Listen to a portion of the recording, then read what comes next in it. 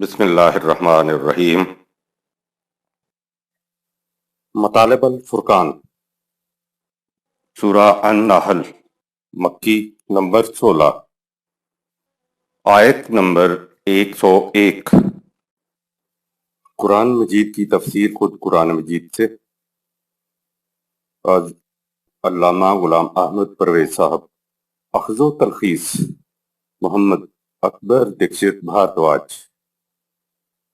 نظر ثانی ڈاکٹر انعام الحق۔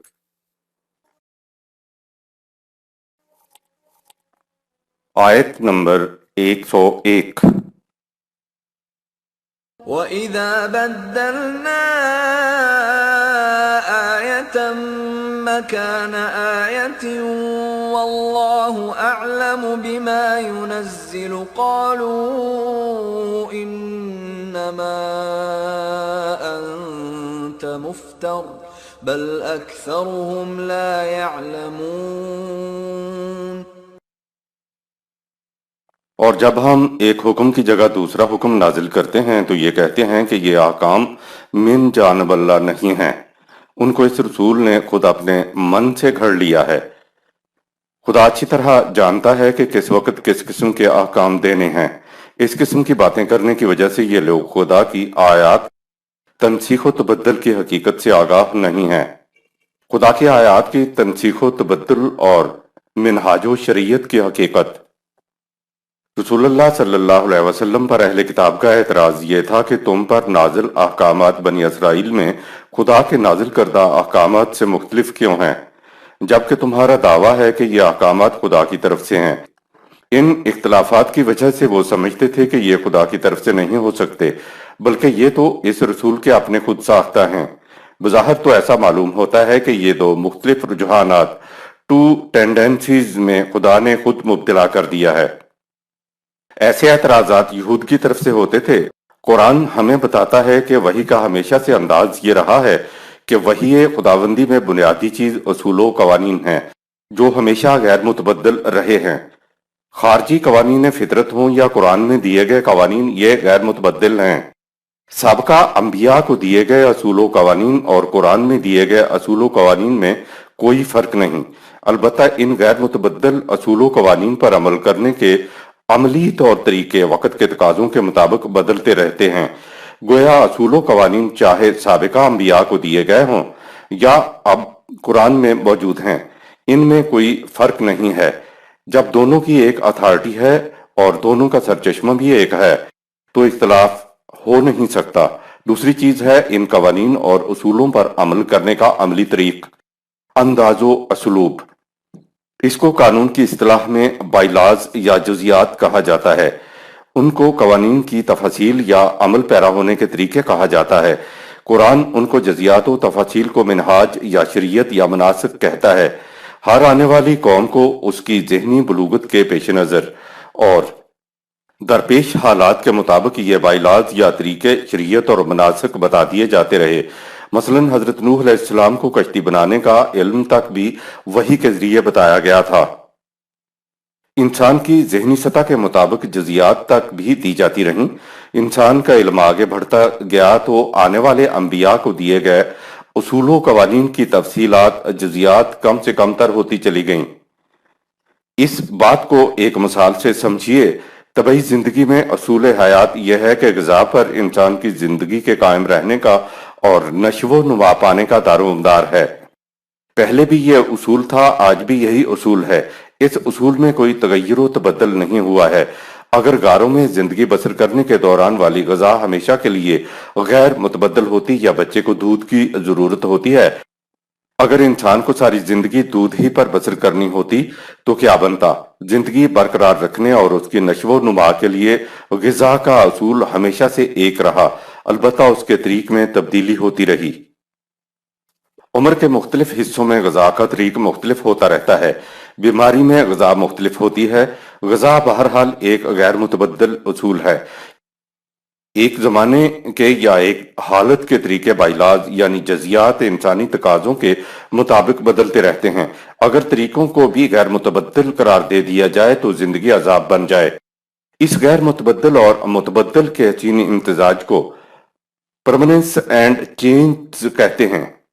होता ये रहा कि अंबिया किराम को असूल कवानीन के साथ साथ इल्म की सतह कम बुलंद होने के सबब काबिल तबद्दुल जजियात भी दे दी जाती थीं। रसूल चला जाता तो बाद में रसूल के नाम लेवा उसकी तालीम में आमेजिश कर देते थे।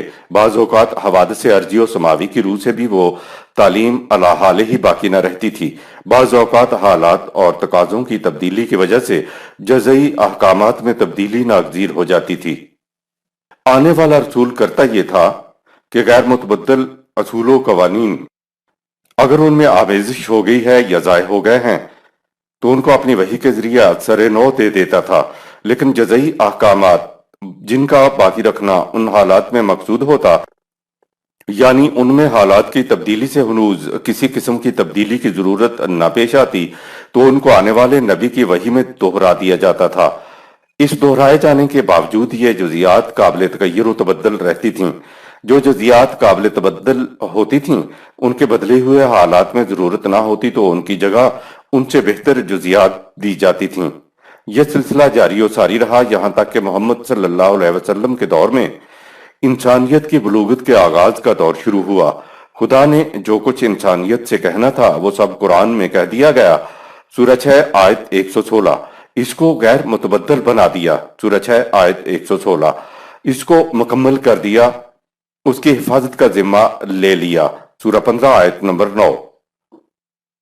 तमाम इंसानों के लिए ज़ाब्ता दे दिया। सूरह 34 आयत नंबर 28। और फिर नबूवत का सिलसिला खत्म कर दिया गया, क्योंकि अब नए नबी के आने की जरूरत बाकी न रही थी। जो काबिल तबद्दुल जजियात वक्त के तकाजों के मुताबिक खुदा खुद दिया करता था, अब आखिरी उम्मत पर छोड़ दिया कि वो खुद अपने हालात के तकाजों के मुताबिक जजियात बाहमी मुशावरत से मुतय्यन करे। बाहमी मुशावरत से मुतय्यन जजियात की जब जरूरत न रहेगी तो वो बाहमी मुशावरत से क़यामत तक तब्दील होती रहेंगी। जिस तरह जमाने के तकाजों के मुताबिक ग़िज़ा तब्दील होती चली जा रही है, अब ये जामे किताब दे दी गई है। इस उम्मत को दौरान नुज़ूल कुरान जुज़ियात पूछने से मना कर दिया गया था। सूरह 5 आयत नंबर 101 102। क्योंकि इससे पहले बनी इसराइल ने जजियात तक का मुतालबा किया था और वो बता दी गई थीं। उन्होंने इन जजियात को भी गैर मुतबद्दल समझ लिया और ये नामुमकिनुल अमल हो गईं, तो वो दीन ही से फिर गए। कुरान की एक आयत भी मनसूख नहीं है। यह अकीदा गलत है कि कुरान में 500-600 आयात मनसूख हैं। यह भी गलत है कि मनसूख शुदा आयात का मकसद महज सवाब की खातिर तलावत करना है, इसके अलावा उनका कोई और मसरफ नहीं है। यह भी गलत है कि आयत रिजम मौजूद थी, इसको बकरी खा गई थी। यह भी गलत है कि कुरान के कोई बातनी मानी भी हैं जो सीना दर सीना इल्म लदुन्नी के जरिए एक से दूसरे को मुंतकिल होते रहते हैं। आयत नंबर 102। قل نزله روح القدس من ربك بالحق ليثبت الذين آمنوا وهدى وبشرى للمسلمين۔ इनसे कह दो कि इस कुरान को रूहुल कुद्दुस तेरे रब की जानब से बतौर एक हकीकत साबिता लेकर उतरा है, ताकि इससे ईमान वालों के दिलों को मजबूत रखा जाए और जो लोग उसके सामने सर तस्लीम खम कर रहे हैं उनकी सही मंजिल की तरफ रहनुमाई करे और उन्हें मुस्तकबिल की खुशगवारियों की खुशखबरी दे। रूहुल कुद्दुस के लिए देखिए आयात सूरह 2 आयत 97, सूरह 26 आयत 193। यह जब्राइल सूरह 2 आयत 97 का नाम है। इसके अलावा जब्राइल को रूहुल अमीन सूरह 26 आयत 193 नाम से भी पुकारा गया है। कहा यह क्या है कि जब्राइल कल्ब नबवी पर वही के अल्फाज अलका करता था और फिर नबी उन ही अल्फाज को दूसरे इंसानों तक जुबानी लिखवाकर जमा करके पहुंचाता था। इसी तरह ये कुरान हम तक पहुंचा है।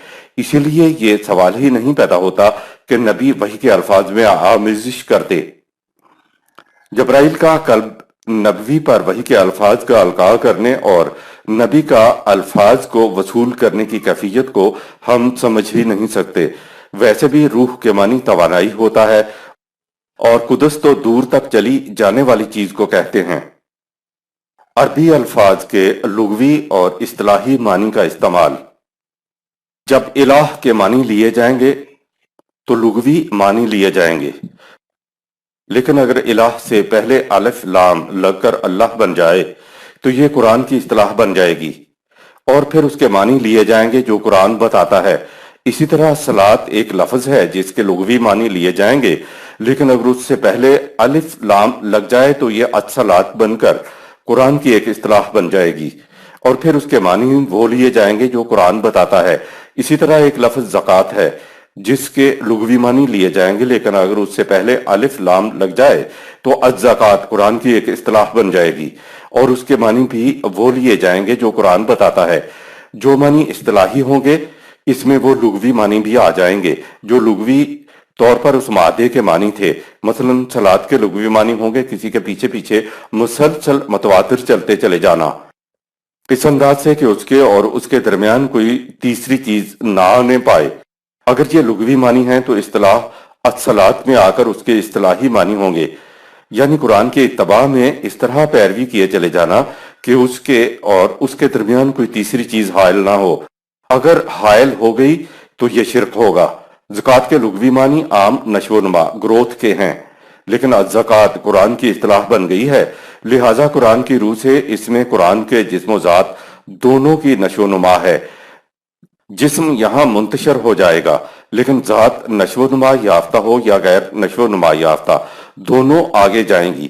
بس فرق یہ ہوگا کہ نشو و نما یافتہ ذاتیں اخروی زندگی میں مزید ارتقائی مراحل طے کریں گی، جبکہ غیر نشو و نما یافتہ ذاتیں رک جائیں گی۔ یہ رک جانا ذات کا جہنم ہوگا۔ آیت نمبر 103۔ وَلَقَدْ نَعْلَمُ أَنَّهُمْ يَقُولُونَ إِنَّمَا يُعَلِّمُهُ بَشَرٌ لِسَانُ الَّذِي يُلْحِدُونَ إِلَيْهِ أَعْجَمِيٌّ وَهَذَا لِسَانٌ عَرَبِيٌّ مُبِينٌ۔ اور ہمیں اچھی طرح علم ہے جو یہ لوگ کہتے ہیں کہ اس رسول کو کوئی آدمی یہ باتیں سکھاتا ہے۔ جس آدمی کی طرف یہ سکھانا منسوب کرتے ہیں اس کی زبان بڑی ہی غیر فصیح عجمی ہے، اور یہ قرآن نہایت واضح، صاف اور نکھری ہوئی عربی زبان میں ہے۔ عجمیٌ، عجم کے معنی ہوتے ہیں غیر فصیح زبان، دہقانی سی زبان، اور عجمی کے معنی ہے گونگا۔ زبان میں غیر فصیح اور لفظ عرب کے معنی ہے نہایت فصیح، فصیح البیان۔ اس قوم کا فصاحت و بلاغت کی وجہ سے نام عربی پڑا۔ پھر عربی کے ساتھ مبین بھی کہا ہے۔ مبین کے معنی ہے واضح، نکھرا ہوا، ابھرا ہوا، صاف اور غیر مبہم۔ آیت نمبر 104۔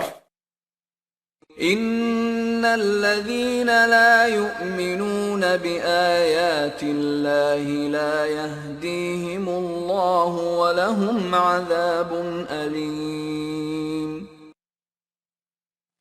حقیقت یہ ہے کہ جن لوگوں نے پہلے ہی سے فیصلہ کر لیا ہو کہ قوانین خداوندی کو ماننا ہی نہیں ہے تو انہیں صحیح راستے کی طرف رہنمائی کیسے مل سکتی ہے؟ ان کے لیے المناک تباہی کا عذاب ہے۔ آیت نمبر 105۔ انما يفتري الكذب الذين لا يؤمنون بآيات الله وأولئك هم الكاذبون۔ جھوٹ تو بس وہ لوگ گڑ رہے ہیں جو قوانین خداوندی کے صداقت پر ایمان نہیں لاتے، دوسروں کو جھوٹا ثابت کرنے کی کوشش کرتے ہیں حالانکہ وہ خود جھوٹے ہیں۔ الکاذبون معنی ہے زبان پر کچھ اور دل میں کچھ اور ہو۔ خدا نے خود اس کی مثال بیان کی کہ یہ منافق جب تمہارے پاس آتے ہیں تو کہتے ہیں کہ ہم گواہی دیتے ہیں کہ بے شک آپ اللہ کے رسول ہیں، اور اللہ جانتا کہ بے شک تم اس کے رسول ہو، اور اللہ گواہی دیتا ہے کہ یہ منافق بالکل جھوٹے ہیں۔ سورۃ 63 آیت نمبر 1۔ جس بات کی منافقین زبانی گواہی دے رہے تھے وہ گواہی سچی تھی، اور یہی گواہی خدا نے بھی تھی۔ گویا منافقین زبان سے تو سچ کہہ رہے تھے مگر یہ گواہی ان کے دل کی آواز نہ تھی۔ اس لیے وہ جھوٹے تھے۔ آیت نمبر 106۔ من كفر بالله من بعد إيمانه إلا من أكره وقلبه مطمئن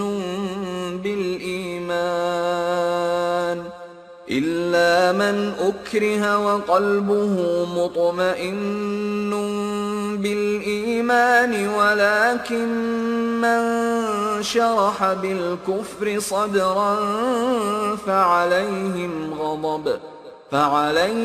غضب من الله ولهم عذاب عظيم۔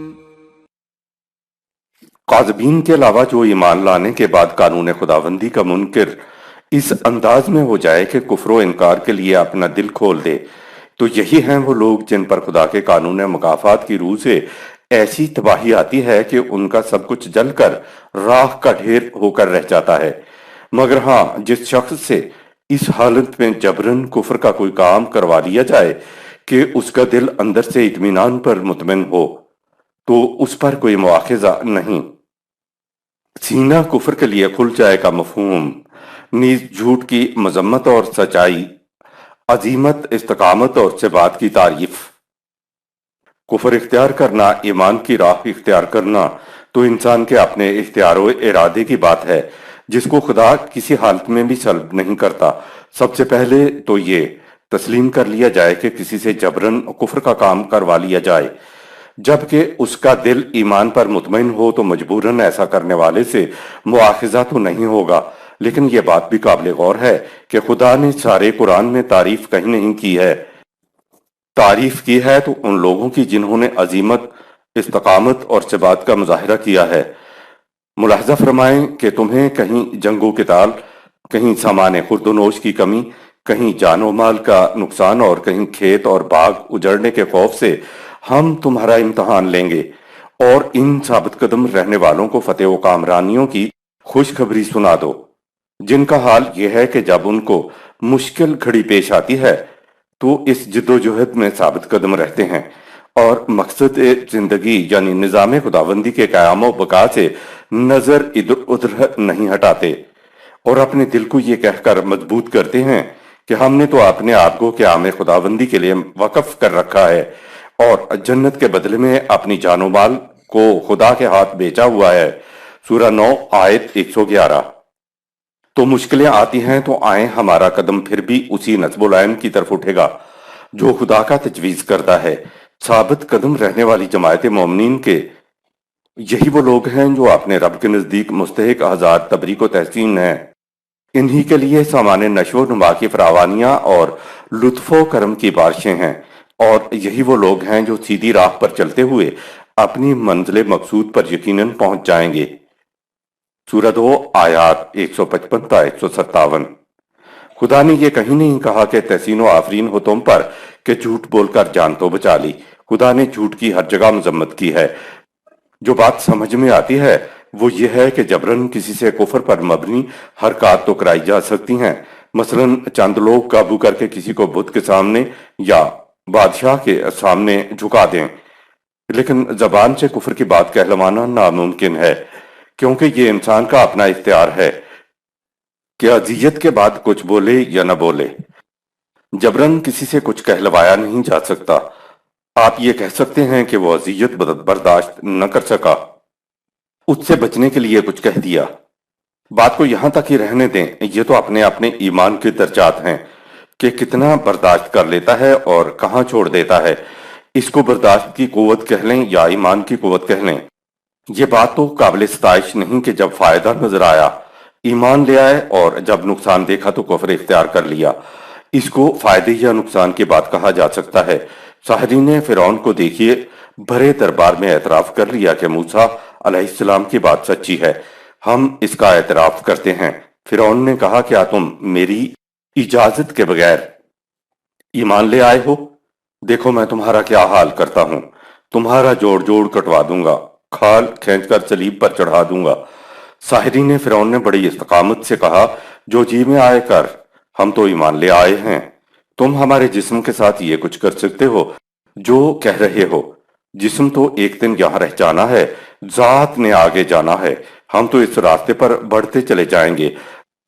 मन अकरहा व कल्बुहु मुतमइन्नुन, सूरह 16 आयत नंबर 106 से जो कुछ समझ में आया है वो वही है जो ऊपर जिस्मानी जबर की मसाल दी है कि जबरदस्ती झुका दिया, लेकिन बोलने पर आप किसी को मजबूर नहीं कर सकते। जबर बर्दाश्त नहीं हुआ तो साफ कहो कि जबर बर्दाश्त ना हुआ, और साथ ही यह भी तस्लीम करो कि खुदा ने ऐसे रवैये की तारीफ नहीं की, सिर्फ इतना कहा कि ऐसे शख्स से मुआखजा न होगा। यहां से मालूम हुआ कि मुर्तद की सजा कत्ल नहीं है। जिस्मानी जबर बर्दाश्त करना अजीमत है जिसे कैरेक्टर कहते हैं। इस आयत का गलत मफहूम लेकर रुखसत यह ली जाती है कि जरा सी तकलीफ का अंदेशा हुआ तो मजबूरी, जरा सा कहीं नुकसान का एहतमाल हुआ तो मजबूरी, जरूरत रुक जाए तो मजबूरी, सुबह से शाम तक मजबूरियां। आगे सूरा 16 आयत 110 को देखिए कि कौन खुदा की तरफ से मगफिरत और रहमत का मुस्तहिक होता है। इस आयत में कहा है मिन बादेहा, सूरा 16 आयत 110, यानी ये और ये काम करने के बाद रहमत और मगफिरत के मुस्तहिक होंगे। आयत नंबर 107, ذلك بأنهم استحبوا الحياة الدنيا على الآخرة وأن الله لا يهدي القوم الكافرين۔ जो लोग ईमान ले आने के बाद कुफर की राह इख्तियार कर लेते हैं उसकी वजह यह है कि वो तबई जिंदगी के मुफाद आजला को मुस्तकबिल उखरवी जिंदगी के मुफाद पर तरजीह देते हैं। जो लोग ऐसा करते हैं उन्हें जिंदगी की सही रहनुमाई किस तरह मिल सकती है? उखरवी जिंदगी के मफाद पर दुनियावी जिंदगी के मफाद को तरजीह देना कुफर है। जहां कहीं आपने जाती तबई दुनियावी मफाद को किसी मुस्तकिल कदर मुफाद उखरवी पर तरजीह दी तो ये कुफर बिल्लाह है। दुनियावी मफाद को तरजीह देने का नतीजा ये होता है कि ऐसे लोग हदायत याफ्ता नहीं रहते। अगर आप दुनियावी मफादात को तरजीह न दें और उन पर उखरवी मफादात को तरजीह दें तो आप गैर हदायत याफ्ता नहीं रह सकते। कुरान में ला यहदिल कौमल काफिरीन, सूरह 16 आयत नंबर 107 जैसे फिक्रे हुक्म के लिए नहीं बल्कि ऐसे फिक्रे नतीजे की पेशनगोई करते हैं। मसलन लाहुम अजाबुन अजीम, सूरह 16 आयत नंबर 106, लाहुम अजाबुन अलीम, सूरह 16 आयत नंबर 117, ला यहदिल कौमल काफिरीन, सूरह 5 आयत नंबर 107। इंसान आग में उंगली डाले तो उंगली जल जाएगी। अब इस जल जाएगी को कहने के मुख्तलिफ तरीके हैं। नंबर 1, आग में उंगली डाली तो जल गई। हम इसको कहेंगे कि उसने अपनी उंगली को आग से जला लिया, या नंबर 2, आग ने उसकी उंगली को जला दिया। और एक साइंसदान कहेगा नंबर 3, आग का तबई फेल था कि उंगली जला दे तो इसकी रूह से उसकी उंगली जली। ये मुख्तलिफ तरीकों से कहने से बात यह बनी कि खुदा के कानून के मुताबिक आग में उंगली डालने से उंगली जल जाती है। खुदा के कानून के मुताबिक उंगली जली, इसलिए कहा जाएगा कि खुदा ने उसकी उंगली जला दी। आग में उंगली डालना इंसान का अपना फेल है। अमल को बयान करने के मुख्तलिफ अंदाज हैं। ये जो खुदा की तरफ मंसूब करने वाली बात है, आप एक दफा सोच कर फैसला कर लें कि ऐसी हर जगह पर मानी होंगे खुदा के मुकर्रर करदा कानून के मुताबिक ऐसा होता है। तो सोचने की बात यह है कि खुदा ने ऐसा क्यों कहा, क्यों वो ऐसी बातों को अपनी तरफ मंसूब कर लेता है। वो इसलिए कि आपको याद रहे कि खुदा के कानून की खिलाफ वर्जी करने से ऐसा कुछ हुआ होता है, और ये कि उसका अजाला भी उसी के कवानीन का इत्तबा करने से ही होता है। हजरत इब्राहीम अलैहिस्सलाम के अल्फाज में ये कहेंगे कि जब मैं मरीज होता हूं तो वो शिफा देता है, तो मानी उसके ये हुए कि मर्ज उसके कवानीन की खिलाफ वर्जी का नतीजा होता है। अगर उसके शिफा देने वाले कवानीन की तरफ रुजू किया जाए तो शिफा मिलती है। इसी को रुजू इलल्लाह या अनाबत इलल्लाह कहते हैं। आयत नंबर 108, أولئك الذين طبع الله على قلوبهم وسمعهم وأبصارهم وأولئك هم الغافلون۔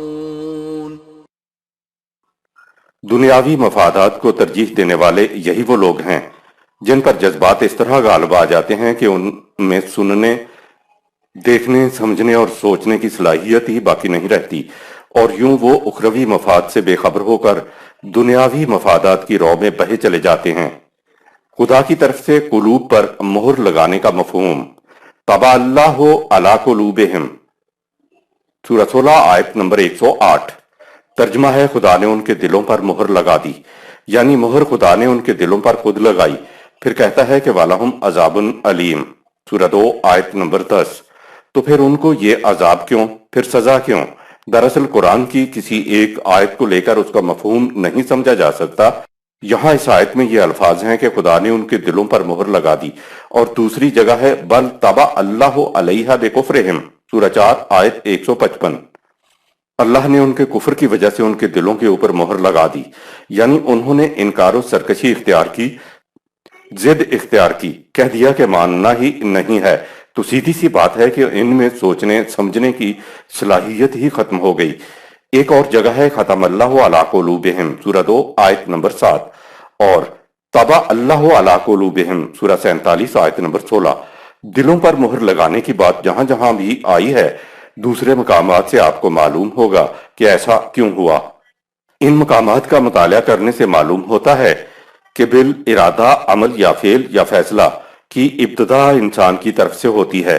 ये जो खुदा का नतीजे को अपनी तरफ मंसूब करना है, तो कानून खुदाबंदी की रूह से इंसान के फेल, अमल और फैसला का नतीजा फितरी तौर पर उनके अंदर पोशीदा रखा हुआ है।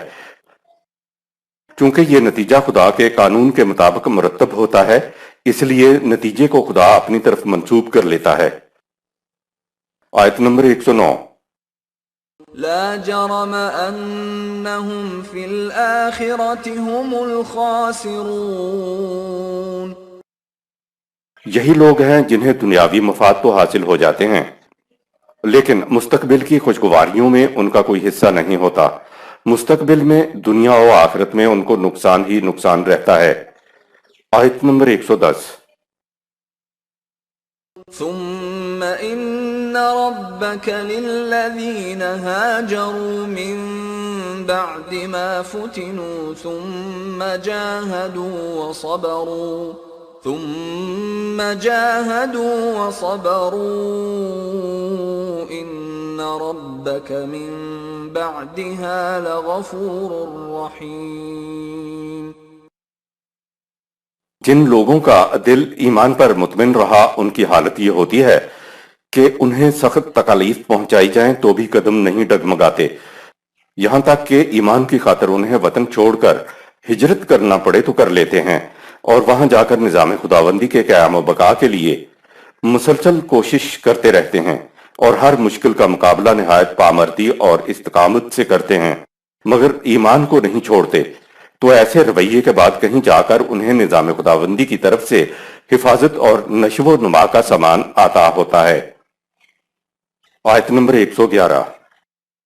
यौम तअती कुल्लु नफ्सिन तुजादिलु अन नफ्सिहा व तुवफ्फा कुल्लु नफ्सिन मा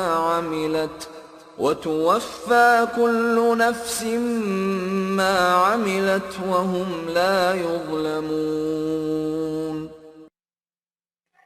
सूरह 16 आयत नंबर 109। वालों पर ज़हूर नताइज के वक्त ऐसी तबाही होगी जिसको देखकर हर गलत रवश खुद अपने आप से झगड़ना शुरू कर देगा कि मैंने ये क्यों किया। जो कुछ किसी को पेश आएगा वो उसके अपने आमाल का नतीजा होगा, किसी पर कोई ज्यादती नहीं होगी। नफ्से शौरिया और नफ्से गैर शौरिया की वजाहत। इस आयत में नफस लफ्ज 2 जगह आया है। इस नफस को नाफसिन तो जादे लो, सूरह 16 आयत 111 कहा गया है। तो जादे लो के मानी है एक दूसरे के साथ झगड़ने के अंदाज में अपने आप को सही साबित करने के लिए बहस व तमहीज करना। ये 2 नफ्स हैं जो ज़ुहूर नताइज के वक्त आपस में झगड़ते हुए सामने आएंगे। पहले ये बात समझ में नहीं आती थी कि ये कौन से 2 नफ्स हैं जो आपस में झगड़ते हुए सामने आएंगे। इंसान के अंदर तो एक ही नफ्स है। उलमाए नफ्सियात के मुताबिक एक नफ्स की 2 कैफियतें या 2 हालतें होती हैं। एक है नफ्से शऊरिया, कॉन्शियस माइंड, اور دوسرا ہے نفس غیر شعوریہ یا تحت شعور، جسے unconscious mind. کہتے ہیں۔ علماء نفسیات کے نزدیک نفس غیر شعوریہ بہت زیادہ اہم ہے، اسے وہ master of the main personality کہتے ہیں۔ وہ مثال دیتے ہیں کہ سمندر میں جو یہ برف کا پہاڑ آئس برگ نظر آتا ہے، اس کا جتنا حصہ اوپر ایک چٹان کی شکل میں نظر آتا ہے، وہ نظر آنے والا حصہ اس سارے کا صرف 1/10 حصہ ہوتا ہے، جبکہ اس برف کے پہاڑ کا 9/10 حصہ نیچے پانی میں ڈوبا ہوا ہوتا ہے۔ پانی سے اوپر نظر آنے والے آئس برگ کو جو تم انسان کی پرسنالٹی کا شعور یا Conscious mind. کہہ رہے ہو، وہ تو بہت ہی تھوڑا یعنی 1/10 حصہ ہے، جبکہ باقی 9/10 حصہ تو انسان کا تحت شعور Unconscious mind. ہوتا ہے۔ یہ انسان کی پرسنالٹی کا وہ سٹور ہے جس کے اندر یہ سارے احساسات، جذبات اور آرزوئیں ہوتی ہیں جو پوری ہونے سے رہ گئیں۔ ان کی وجہ سے تکالیف کو غالب نہ کردہ گناہوں کی سزا کہتا ہے۔ یہ نامرادیوں کی ایک پوری دنیا اور پھر وہ تمام عقل فریب کار کے جواز کی الجھائی ہوئی سی چیزیں ہوتی ہیں جس میں شعور Conscious mind. نے تحت شعور Unconscious mind. یا نفس غیر شعوریہ کو فریب دے لیا ہوتا ہے۔ یہ ہے انسانی نفس غیر شعوریہ یا تحت شعور، جسے انگریزی میں Unconscious mind. کہتے ہیں۔ عقل انسانی کی فریب کاریاں جرائم کا جواز مہیا کر کے نفس شعوریہ کو مطمئن کر دیتی ہے۔ کسی عمل کے متعلق یہ حقیقت کہ یہ جرم ہے، اس کو نفس غیر شعوریہ اپنے اندر چھپا کے رکھ لیتا ہے۔ انسانی عقل نفس شعوریہ کو مطمئن کر لیتی ہے کہ ہاں صاحب، اس بات کے کرنے کی ضرورت تھی، ضرورت میں جھوٹ بولنا پڑا، میں نے ایسے ہی تو جھوٹ نہیں بولا تھا۔ نفس شعوریہ عقل کے فریب میں آ کر مطمئن ہو جاتا ہے اور نفس غیر شعوریہ اصل حقیقت کو، اصل بات کو اپنے ہاں جمع کر لیتا ہے کہ میں ظہور نتائج کے وقت بتاؤں گا کہ تمہیں جھوٹ بولنے کی ضرورت تھی بھی یا نہیں، یا اس وقت یہ جھوٹ کیوں بولا گیا تھا۔ یہ جو بتانے کا وقت ہے، اسے قرآن نے ظہور نتائج کا وقت کہا ہے، اسی کو ہم قیامت کہتے ہیں۔ قیامت میں ہر شخص کا اعمال نامہ اس کی گردن میں لپٹا ہوا، لٹکا ہوا ہوگا۔ بس اس وقت اسے کھول دیا جائے گا اور کہا جائے گا، پڑھ اپنا اعمال نامہ، آج تو خود اس کا حساب کر۔ سورہ 17 آیت نمبر 14۔ یہ حساب کرنے والا نفس عقل کا فریب خوردہ نفس یعنی نفس شعوریہ Conscious mind.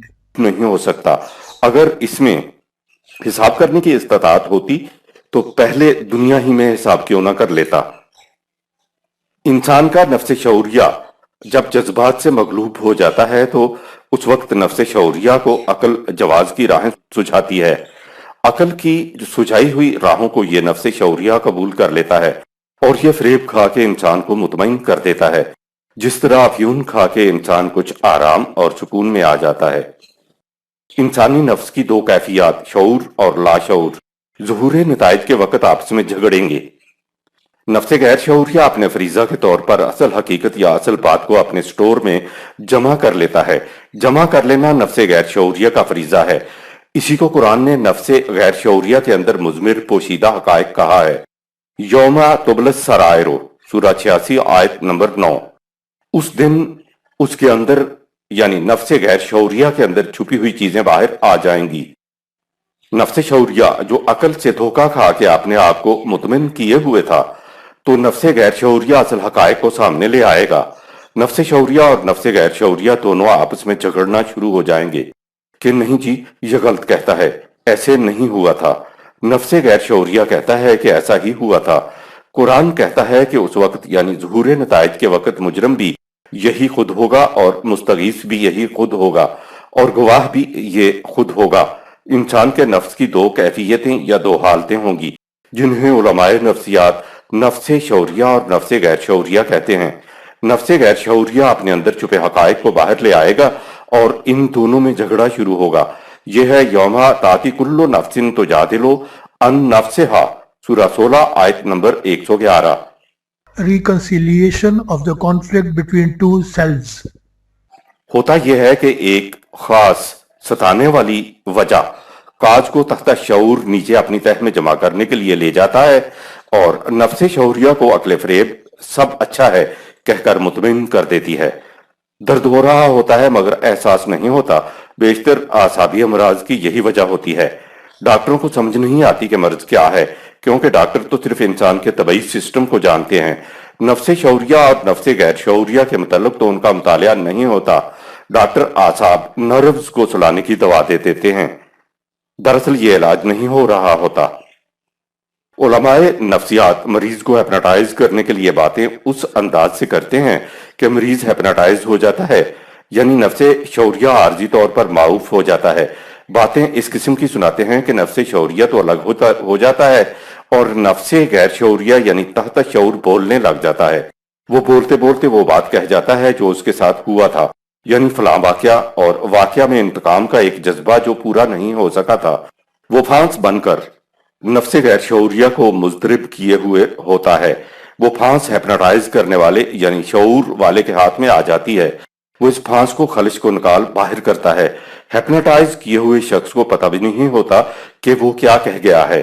جو ہی وہ اضطراب والی شے باہر نکل جاتی ہے تو مریض کو آرام و سکون آ جاتا ہے۔ اب ہیپناٹائز کرنے والا شعور کے ساتھ اس کا علاج کرتا ہے۔ مثال کے طور پر اندھیرے میں رسی کی سرسراہٹ آپ کو سونے نہیں دے گی، خیال اس طرف جائے گا کہ سانپ بھی ہو سکتا ہے، روشنی کرنے پر معلوم ہوا کہ سانپ نہیں رسی ہے، تو خلش نکل جانے کی وجہ سے آپ آرام سے سو جاتے ہیں، کیونکہ خلش آپ کے اندر جو تھی وہ نکل گئی۔ اگر روشنی کرنے سے معلوم ہو کہ سانپ ہی ہے تو آپ اس کو مارنے یا اس کو باہر نکالنے کی تدبیریں سوچتے ہیں۔ تدبیر کے مطابق ہو گیا تو علاج ہو گیا۔ وَاتو وقفہ کل نفس ما عملت، سورہ 16 آیت نمبر 111۔ اور انسان کے نفس میں چھپا ہر عمل کا نتیجہ ابھر کر سامنے آ جائے گا۔ آیت نمبر 112۔ وضرب الله مثلا قرية كانت آمنة مطمئنة يأتيها رزقها رغدا من كل مكان فكفرت بأنعم الله فأذاقها الله لباس الجوع والخوف بما كانوا يصنعون۔ اور اس تباہی، سورہ 16 آیت 109 کو ایک بستی کی مثال سے سمجھو۔ وہ بستی خارجی خطرات سے امن اور داخلی کشمکش سے اطمینان میں تھی۔ اس بستی کی طرف ہر سمت سے سامان رزق کھینچا چلا آتا تھا، لیکن بستی والوں نے خدا کی بخشائشوں کو صرف اپنے لیے سمیٹ کر اور ان کو چھپا کر ان کی ناقدری کی، تو ان کے رزق کو سمیٹنے اور چھپانے کے جرم کی پاداش میں ان پر خوف اور بھوک کا عذاب طاری ہو گیا۔ جو کچھ ایک فرد کے دو نفوس ایک دوسرے سے کرتے ہیں وہی کچھ اقوام کے اندر ہوتا ہے۔ جس قوم میں سنویت، ڈیول پرسنالٹی یعنی منافقت پیدا ہو جائے تو وہ نمائے خداوندی کو مل بانٹ کر کھانے کی بجائے صرف اپنے لیے سمیٹ کر رکھتی ہے اور پھر اس کو چھپا کر بھی رکھنے لگتی ہے، تو وہ قوم نمائے خداوندی کی ناقدری کرنے میں ملوث ہو جاتی ہے۔ رزق کو سمیٹ لینے کی وجہ سے معاشرے میں خوف اور بھوک و اضطراب پھیلتا ہے اور طبقات پیدا ہوتے، پھر اقوام کا آپس میں تصادم ہوتا ہے۔ رزق کی قدر تو یہ ہے کہ اسے مل بانٹ کر کھانا چاہیے تاکہ سب کی صلاحیتیں نشو و نما پا کر پروان چڑھ جائیں۔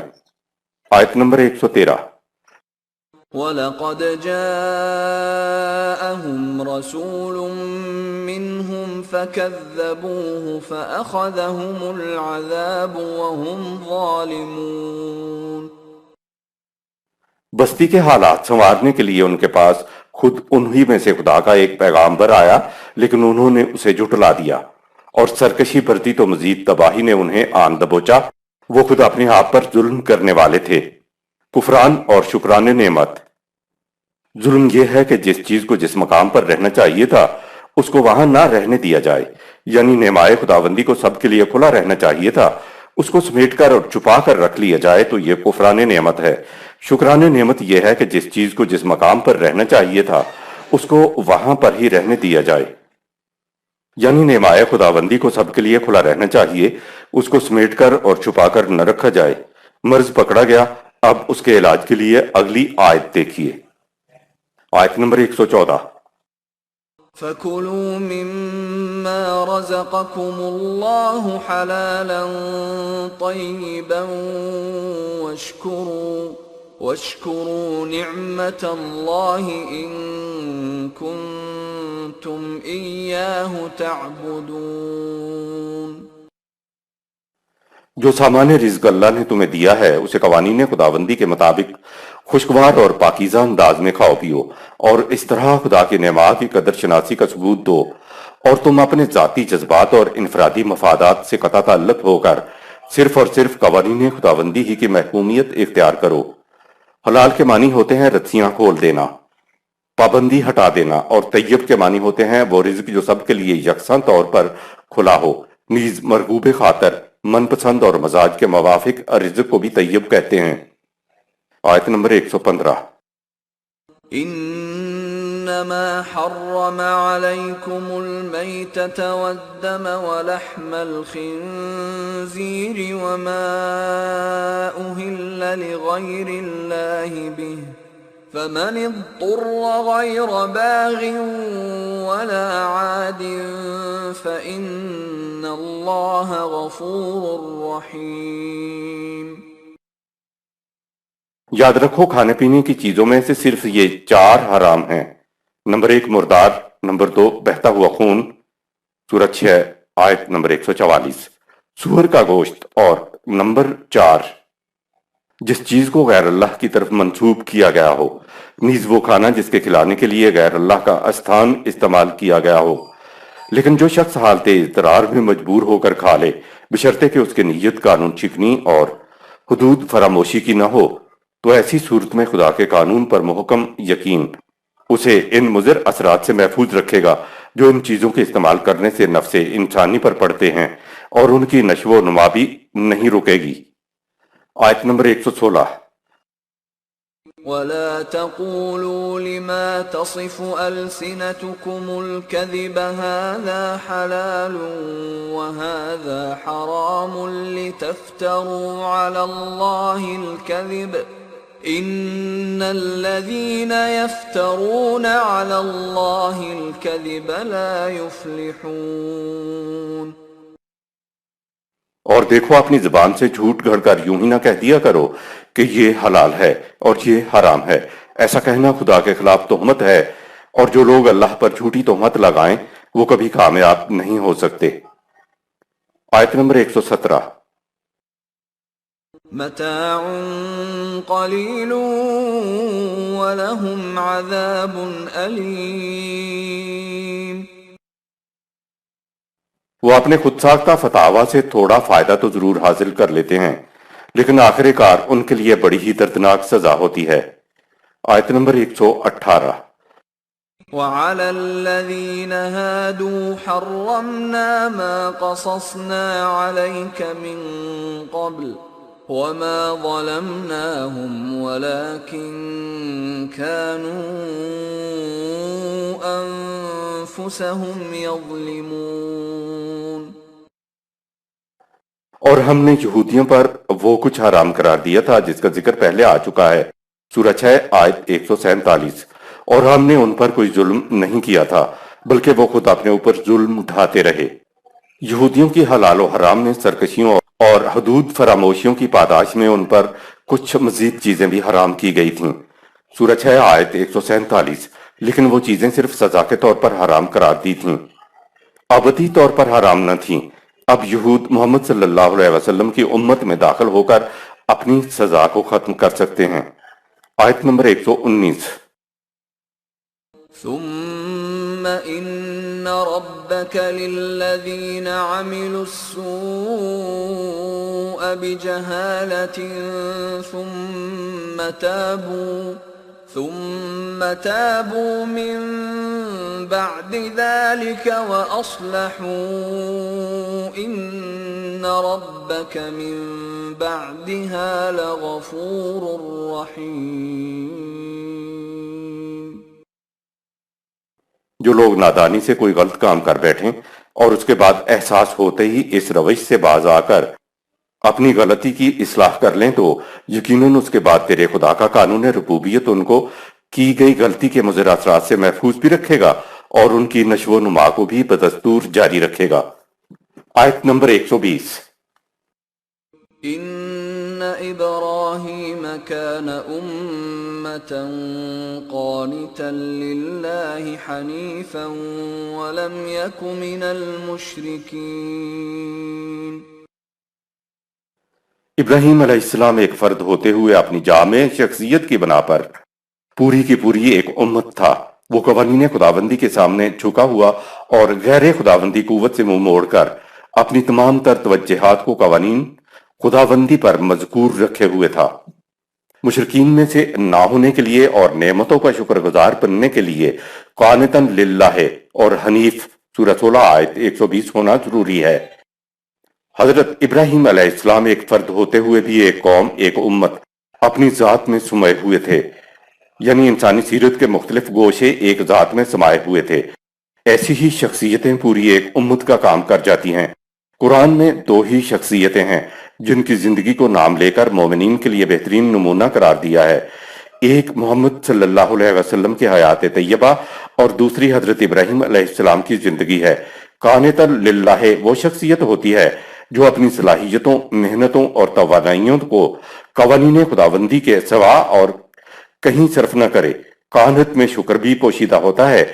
حنیف اس شخص کو کہتے ہیں جو تمام اطراف، سمتوں، توجہات سے کٹ کر صرف خدا کے قوانین کی طرف متوجہ رہے۔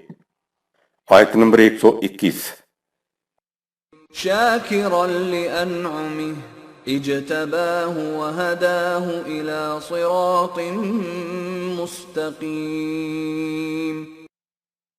نمائے خداوندی کی یہی شکر گزاری تھی جس کی بنا پر خدا نے اسے ابراہیم علیہ السلام کو منتخب کیا اور اس کی رہنمائی زندگی کی سیدھی اور توازن بدوش راہ کی طرف کر دی۔ آیت نمبر 122۔ وَآتَيْنَاهُ فِي الدُّنْيَا حَسَنَةً وَإِنَّهُ فِي الْآخِرَةِ لَمِنَ الصَّالِحِينَ۔ اور اسے دنیا میں بھی ہر طرح کی خوشگواریاں عطا کی تھیں اور آخرت میں بھی اس کا شمار ان لوگوں میں ہوا جن کی صلاحیتیں نشو و نما پا چکی ہوں اور جن کے سب کام سنور گئے ہوں۔ آیت نمبر 123۔ ثم أوحينا إليك أن اتبع ملة إبراهيم حنيفا وما كان من المشركين۔ اے رسول، ہم نے تیری طرف یہ وحی کی ہے کہ تم ہر طرف سے کٹ کر خالص مسلک ابراہیم علیہ السلام کا اتباع کرو۔ سورہ 2 آیت 125۔ کیونکہ اس نے قوانین خداوندی کی محکومیت اختیار کی تھی اور اپنی محکومیت میں کسی اور کو شریک نہیں کیا تھا۔ آیت نمبر 124۔ انما جعل السبت على الذين اختلفوا فيه وَإِنَّ رَبَّكَ لَيَحْكُمُ بَيْنَهُمْ يَوْمَ الْقِيَامَةِ فِيمَا كَانُوا فِيهِ يَخْتَلِفُونَ۔ سبت کا عذاب، سورہ 2 آیت 65، سورہ 4 آیت 47، سورہ 4 آیت 154 اور سورہ 7 آیت 163 انہی لوگوں پر عائد کیا گیا تھا جنہوں نے اس میں سخت اختلافات پیدا کر دیے تھے۔ تیرا رب ان امور کا جن میں یہ اختلاف کرتے ہیں اس وقت فیصلہ کرے گا جب دنیا میں ظہور نتائج کا وقت آئے گا۔ اخروی قیامت کے علاوہ اس دنیا میں ظہور نتائج کے وقت کو بھی یوم القیامت ہی کہتے ہیں۔ عام طور پر قیامت سے اخروی قیامت ہی کا مفہوم لیا جاتا ہے۔ اگر اختلافات کا فیصلہ اخروی زندگی میں ہو تو اس کا فائدہ کیا ہوگا؟ پھر تو اصلاح کرنے کے لیے مہلت عمل ختم ہو چکی ہوگی، اصلاح تو ہو نہیں سکے گی، پھر فائدہ کیا؟ اخروی زندگی والی بھی قیامت ہے اور اس دنیا میں بھی قیامتیں ہیں۔ اس دنیا کے انقلابات کے لیے بھی قرآن نے یہ لفظ استعمال کیا ہے، مثلا یوم یقوم الناس لرب العالمین، سورہ 83 آیت نمبر 6۔ جب پوری انسانیت ربوبیت عالمینی کے لیے اٹھ کھڑی ہوگی۔ یا قوم اور قیام دونوں کا ایک ہی معنی ہے اور اسی سے قیامت کا لفظ بنا ہے، اسی سے لفظ القیامت نکلتا ہے۔ تو ربوبیت عالمینی کے لیے انسانیت اسی دنیا میں اٹھ کھڑی ہوگی۔ زندگی کی دوڑ میں پیچھے رہ جانے والی قوم کو عرب مردہ کہتے تھے۔ قوموں کی زندگی کو وہ قیام سے تعبیر کرتے ہیں، وہ حشر کو میدان جنگ میں جمع ہونے کے لیے استعمال کرتے ہیں۔ قرآن عربی مبین میں نازل ہوا ہے تو دیکھ لیا جائے کہ عربی مبین کی لغات میں کیا لکھا ہوا ہے۔ قرآن کی روح سے بنیادی معنی تصریف آیات سے متعین ہوتے ہیں۔ ایک آیت میں قرآن ایک شے کے متعلق بیان کرتا ہے تو دوسری، تیسری، چوتھی آیت میں یا کہیں نہ کہیں اور جگہ پر اس کی تشریح کر دیتا ہے۔ آیت نمبر 125۔ ادع إلى سبيل ربك بالحكمة والموعظة الحسنة وجادلهم بالتي هي أحسن إن ربك هو أعلم بمن ضل عن سبيله وهو أعلم بالمهتدين۔ ان سے الجھے بغیر تم اپنے رب کے راستے کی طرف حکمت اور موعظت حسنہ کے ساتھ دعوت دیتے چلے جاؤ، اور اختلافی امور میں ان کے ساتھ نہایت حسین انداز میں بات چیت کرو۔ یقیناً تیرا رب خوب جانتا ہے کہ کون اس کی راہ سے بھٹک گیا ہے اور کون سیدھے راستے پر چل رہا ہے۔ جادلہم کے معنی باہمی گفتگو کرنے کے بھی ہے۔ حکمت اور موعظت میں فرق۔ حکمت اور حکم دونوں کا عربی میں ایک ہی مادہ ہے، لیکن اللہ کا حکم بادشاہوں جیسا نہیں ہوتا۔ اللہ کا حکم حکمت، ریزننگ پر مبنی ہوتا ہے۔ حکم کا تعلق عقل سے ہے، یعنی حکم عقل انٹیلیکٹ کو اپیل کرتا ہے۔ ایک حکم ہے کہ مزدور کو 400 روپے روزانہ مزدوری ملے گی۔ نہیں ملتے تو آپ قانون کا دروازہ کھٹکھٹا سکتے ہیں۔ نہ دینے والے کو قانون کی روح سے قائل کیا جا سکتا ہے، قانون کی روح سے اس شخص کی عقل کو اپیل کیا جا سکتا ہے کہ مزدور کو 400 روپے اجرت دی جائے۔ لہذا حکمت، حکم عقل کو اپیل کرتی ہے۔ کہا یہ گیا ہے کہ تم عقل کو اپیل کرنے والے بہترین انداز سے مخالفین سے بات چیت کرو۔ دوسری چیز ہے کہ معزت کا تعلق جذبات سے ہے، یعنی معزت کے انداز گفتگو میں عقل کی بجائے جذبات کو اپیل کی جاتی ہے۔ کہا یہ گیا ہے کہ ان لوگوں کے جذبات کو بہترین انداز میں اپیل کرو۔ مثال کے طور پر قانون کے مطابق مزدور کی 400 روپے مزدوری مقرر ہے۔ شام کو یہ اجرت مزدور کو دے دی گئی تو کام کرانے والے کی ذمہ داری ختم ہو گئی۔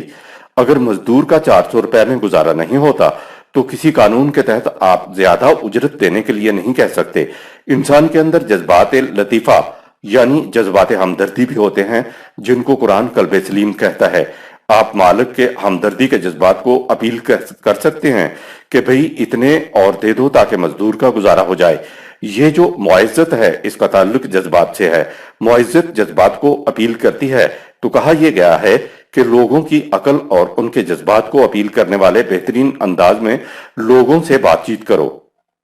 یہ جو جذبات کے تحت ایک انسان دوسرے کو طے شدہ اجرت سے زیادہ دیتا ہے اس کو جذبہ احسان کہتے ہیں۔ قرآن میں ہے کہ ان اللہ یامر بالعدل والاحسان، سورہ 16 آیت نمبر 90۔ عدل میں ایک قانونی تقاضا پورا کرنا ہوتا ہے۔ اس کے لیے عدل میں حکمت، ریزننگ سے کام لینا ہوگا۔ احسان کا عدل سے کوئی تعلق نہیں ہے، اس کا تعلق انسان کے ہمدردی کے جذبات سے ہے، اس لیے انسان کے ہمدردی کے جذبات کو خطاب کرنا ہوتا ہے تاکہ اجرت سے زیادہ دینے پر آمادہ ہو جائے۔ احسان کے لیے موعظۃ الحسنہ کی ضرورت ہوتی ہے اور عدل میں حکمت الحسنہ کی ضرورت ہوتی ہے۔ آیت نمبر 126۔ وَإِنْ عَاقَبْتُمْ فَعَاقِبُوا بِمِثْلِ مَا عُوقِبْتُمْ بِهِ وَلَئِن صَبَرْتُمْ لَهُوَ خَيْرٌ لِلصَّابِرِينَ۔ اگر تمہیں ان مخالفین کا پیچھا کرنا پڑے تو اسی حد تک ان کا پیچھا کرو جس حد تک انہوں نے تمہارا پیچھا کیا تھا۔ شر رک گیا ہے تو تم بھی رک جاؤ، زیادتی نہ کرو۔ اگر تم ان کا پیچھا کرنے کی بجائے اپنے موقف پروگرام پر جم کر کھڑے رہو تو اس روش کا انجام زیادہ اچھا ہوگا۔ پیچھا کرنا اور صبر کرنا دونوں تمہارے اختیار میں ہیں۔ آیت نمبر 127۔ وَاصْبِرْ وَمَا صَبْرُكَ إِلَّا بِاللَّهِ وَلَا تَحْزَنْ عَلَيْهِمْ وَلَا تَكُ فِي ضَيْقٍ مِّمَّا يَمْكُرُونَ۔ زیادہ بہتر یہی ہے کہ تم اپنے پروگرام پر استقامت سے جمے رہو۔ اور یہ استقامت قوانین خداوندی کی تائید ہی سے حاصل ہو سکے گی اور ان کی تباہی کے احساس سے افسردہ خاطر نہ ہو اور نہ ہی ان کی خفیہ سازشوں کی وجہ سے دل گرفتہ ہو۔ اللہ باللہ ہے سورہ 16 آیت نمبر 127۔ اس کے یہ معنی نہیں کہ صبر تو اللہ کی طرف سے ہی ملتا ہے، بلکہ معنی یہ ہے کہ صبر و استقامت تو خدا کے قوانین ہی کا اتباع کرنے سے حاصل ہوتا ہے، اسی سے سیرت پیدا ہوتی ہے، اسی سے وَلَا تَحْزَنْ عَلَيْهِمْ سورہ 16 آیت 127 کی کیفیت پیدا ہوتی ہے۔ آیت نمبر 128۔ ان اللہ مع الذین اتقوا والذین هم محسنون۔ یاد رکھو خدا کی تائید و نصرت ہمیشہ ان لوگوں کے ساتھ ہوتی ہے جو غلط راستے کی تباہیوں سے بچنا چاہیں اور اس کے بتائے ہوئے راستہ پر حسن کارانہ انداز سے چلتے چلے جائیں۔ صدق اللہ العظیم۔ سورہ النحل یہاں اختتام پذیر ہوئی۔